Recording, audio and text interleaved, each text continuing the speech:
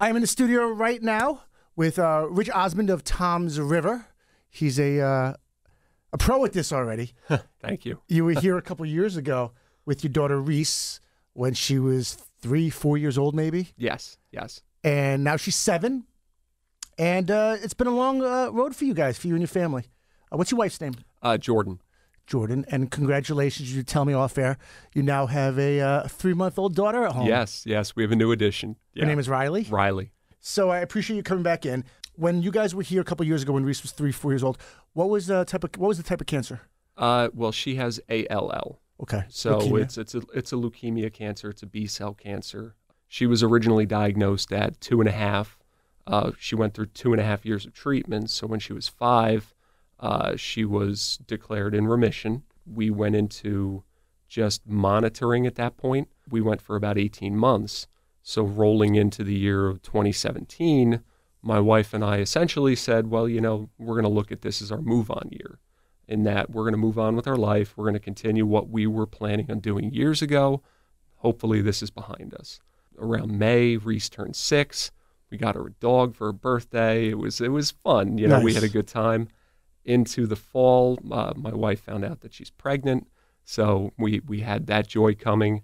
And then in December, actually the day right after Thanksgiving, I got a call from the local clinic that we take her to for her blood work, and they had noticed an abnormality in her blood work. And unfortunately, after 2 weeks, they came back and told us that it is in fact a relapse, and it started her new round of treatments. So it's almost a year, about 10 months right now. About 10 months, yes. And this one's been a little bit more difficult simply because we've had so many different alterations to our family life. One of the things that I have to say is as soon as Linda Gillick found out about the abnormalities, bare minimum, in Reese's blood, immediately extended herself. She made sure that she'd be available for us. The ladies at Ocean of Love, I mean, I go there, you would think you go in there and you're thinking about this disease that's affecting your family, but no, I walk in the door and we sit around and we talk about Marvel movies. And you laugh. Yeah, exactly. And the next 45 minutes goes by and you realize, I have a lot of other things to do. I can't hang out here all day. Well, but it's great. We're talking with Rich Osmond right now, his daughter Reese. He was here a couple years ago. She's now 7. She's undergoing treatment once again. Back in, how old was Reese when she was first diagnosed? She was 2.5. Okay, so about 5 years ago. Do you remember going back, talking about Ocean of Love a little bit, like what you just touched on? Do you remember your first encounter with Ocean of Love back 5 years ago? So one day she comes up to me and she says, Rich, you're going to have to go down to Ocean of Love on Route 37, and they have some stuff that they want you to go pick up, and they're a foundation that helps families like ourselves. And I was like, oh, okay. And that's when I originally met Linda. At the time, I believe it was Maria, who was our social worker at the time. And then that morphed into Danielle. Now we have Kathy, who's very nice. But yeah, at the time, I myself really didn't understand the depth and the breadth of what we were going to have to go through over the next, what's turned into 5 years. I simply thought, well, this is a hiccup. This should clear up. And, you lie to yourself on a daily basis just to get through the day. And when I went there, I didn't want to feel like a charity case. I think that's something that a lot of people go through, and they never make you feel that way. They make you feel like your family. And I love that. I really do. I literally will do anything the ladies ask me to do simply because I feel like our relationship is that close. And they'll do anything for the most part that you ask them to do. They'll do that for you, for your peace of mind, for Reese, for your family, just to help you get through that one day, one day at a time. Exactly. Even things you don't ask for. A great example would be Christmas of this past year. They found out about Reese. They found out about Reese being readmitted to the hospital. And they called me up and said, we have a few things we want to give you. And if you could stop by the office, that'd be great. I came over, and unfortunately I didn't realize exactly what they were going to be giving us, but I should have cleaned my car because I couldn't fit it all. Really? I had to make 2 trips, and these were just donations and gifts to make sure that, hey, listen, it's the holidays. You have everything else on your mind except for, what's going to be under the Christmas tree on the 25th. We're going to take care of that for you. And they really did. Without even asking. Without even asking, to the point where they bought shoes for, which I thought was great. Reese loves shoes. Well, who doesn't? Come on now.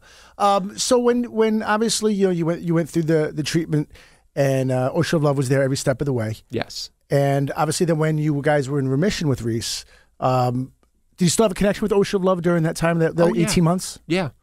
We continued to make trips out to Philly. Ocean of Love insisted that, at least take a gas card, just make sure that, you don't have any type of stresses. But it's just good to see that there's a foundation local that not only cares for the kids, but takes the time to really get to know them. And now this, unfortunately, that you're going through it again, the second round of treatment for Reese. Ocean of Love, they just kind of picked up right from where they left off? Right where they left off. Yeah. I mean, continuous text messages, phone calls, check-ins. If they haven't seen me in a few weeks, they check in to make sure everything's okay. It's just more than words can really convey. It's a good feeling to have, to know there's a group in town that on any given day I can just pop in unannounced, and they're going to treat me like I've been there all day, and they just want to, hey, you want a donut? We have donuts. We have this. We have that. Have something to eat. Look like you haven't eaten in a while. Have something to eat. I mean, that's one of those things that you completely forget about Sure. during that. When I was living by myself with my daughter and my wife out in Philly, I would go 2 or 3 days without eating, just because I wasn't thinking about that. I was thinking about everything else. And you would walk in the door and they'd be like, Rich, go have a donut. Or we got Snickers for you because we know you like Snickers. What would it be like, this whole process then and now, without Ocean of Love? I can't even imagine. Even the financial strain simply of driving out to Philly every week, the overall support that's given. The support, I would say, is probably greater than anything they could ever give us. And I was trying to characterize this in my head on my way over here today. It's almost like a tentacle web of support, because it's not just the individuals that are in the office at Ocean of Love, but it's the people that have been affected by the good that Ocean of Love does. One of the first people that called us from the clinic when Reese's relapse was caught was a mother of an individual who had a child who was in Ocean of Love. And she continued to call me, and still does periodically, but for the first 2 months, I would receive random phone calls from her. And just they understand what you're going through. They advocate. They're known throughout the community. These people are out there. They know what they're doing, and they just make you feel at home as soon as you walk in the door. And their overall reach has affected so many families in Ocean County that, I really can't put into words how I feel. I just know that when I go there, I can laugh and I can pretend for a few minutes that we're not going through anything life-threatening, because they have a way about them to which they make you feel comfortable. And I think that's probably beyond anything that they could ever give us. The level of support and comfort just makes us feel at ease.